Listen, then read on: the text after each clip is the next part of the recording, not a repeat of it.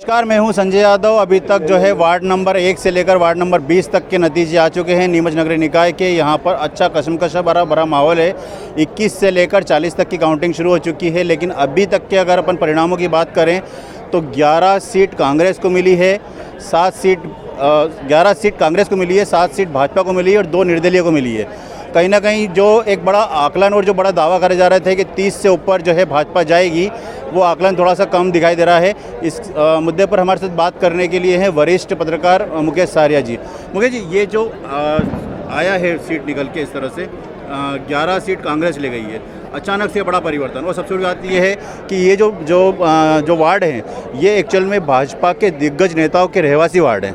क्या कहेंगे आप? नहीं, इसमें समय पहले जो नतीजे जब टिकट घोषित हुए थे, तब जो ज़मीनी कार्यकर्ता है उनका रोष प्रकट हुआ था, सामने आया था कि जो ज़मीनी कार्यकर्ताओं को इन्होंने नज़रअंदाज करके जो प्रभावशाली जो नेता हैं और उनके जो समर्थक हैं, जो प्रभावशाली नेताओं को उनको टिकट दिया गया था, इस टाइप के आरोप लगे थे। जो नतीजे अभी आपने देखे हैं, एक वार्ड से लेकर 10 वार्ड तक अगर आप देखें तो उसमें जो परिणाम रहा है उसमें 5 आपके कांग्रेस के आए हैं, 3 आपके बीजेपी के आए हैं और 2 आपके निर्दलीय आए हैं। मतलब अगर प्रारंभिक जो रुझान है 1 से लेकर 10 में, उसी से ही आपका सिनेरियो पूरा क्लियर हो रहा है कि कार्यकर्ताओं का बीजेपी के प्रति कितना गुस्सा है।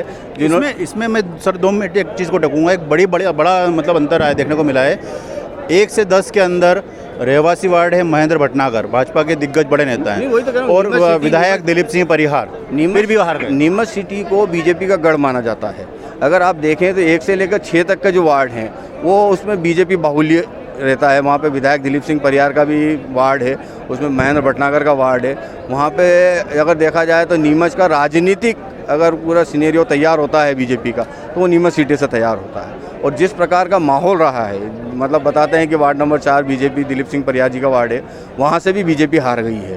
तो इससे यह लगता है कि जो कार्यकर्ताओं को जो गुस्सा है वो वोट के रूप में इस तरह से निकल के सामने आया है। जो ज़मीनी कार्यकर्ताओं को नज़रअंदाज किया गया है, उसके परिणाम 1 से 10 में, और जो 11 से लेकर जो 20 का जो वापस आया है, उसमें भी आप देखें तो उसमें भी कांग्रेस आगे निकली है, उसमें भी कांग्रेस। बहुत बहुत धन्यवाद। इसी मुद्दे पर हमारे साथ बात करने के लिए हैं कपिल सिंह जी चौहान।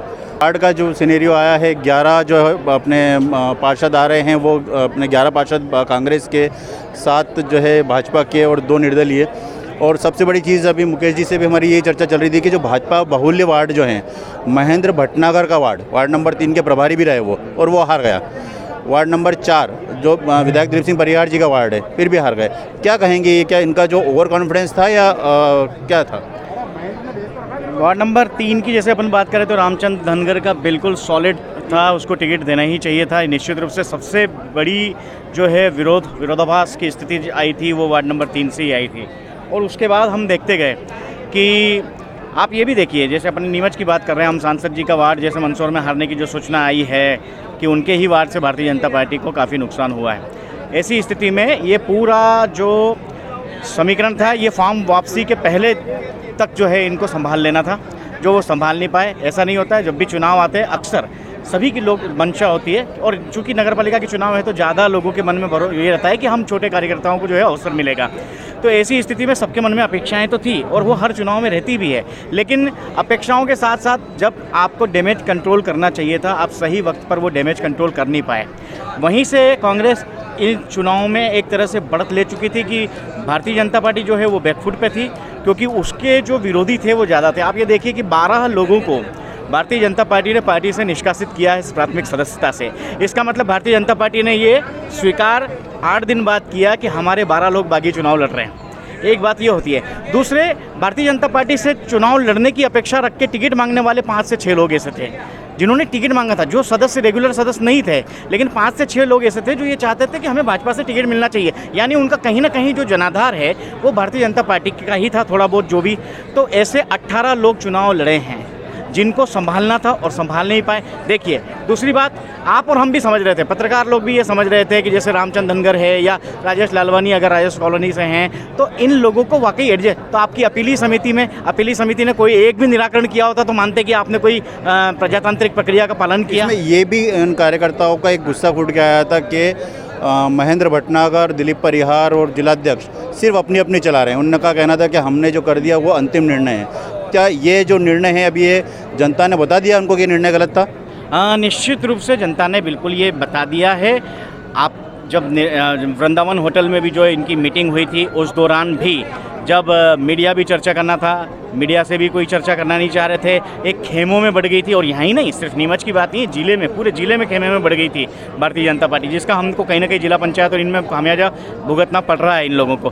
तो इन्होंने अपने अपने स्तर पर, देखिए आपका आदमी को चुनाव में खड़ा करना तो अलग बात है, लेकिन पड़ोसी जो दूसरे का व्यक्ति है, समर्थक है, उसको हराने के लिए भी कोशिश की गई है क्या।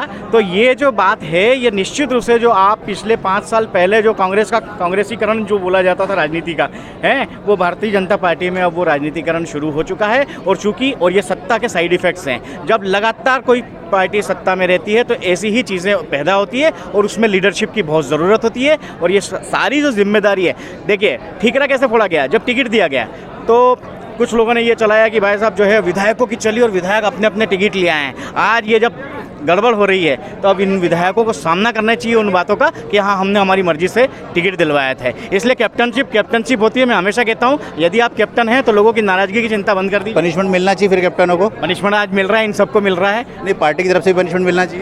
पार्टी की तरफ से निश्चित रूप से पनिशमेंट मिलना चाहिए। देखिए, मैं दूसरी बात ये कहता हूँ कि शिवराज सिंह जी चौहान ने पिछली बार 60 विधायकों के टिकट बचाए थे कि मैं चुनाव लड़ रहा हूँ, मेरे उन विधायकों को टिकट दिए जाएँ। इन 60 विधायकों के टिकट इस बार कटना निश्चित है, बता रहा हूँ मैं आपको।